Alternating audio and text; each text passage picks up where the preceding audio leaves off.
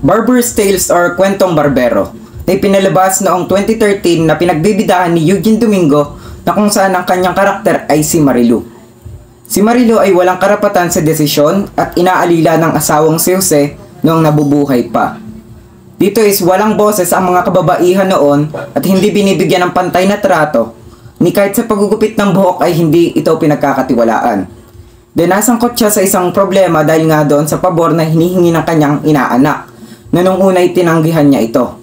But dahil nga sa pagkamatay ni Father Arturo na siyang nagmulat sa maling ginagawa ng mga gobyerno, ay doon siya tumulong. Parang yung kay Jose Rizal lang na dahil sa pagkamatay ng tatlong pari, which is yung Gumbursa, is doon namulat yung kanyang mata or yung kanyang kaisipan na mali ng ginagawa ng Espanya, at doon nagsimula yung kanyang pakikipaglaban sa Espanya or yung sa kagustuhan niya magkaroon ng revolusyon.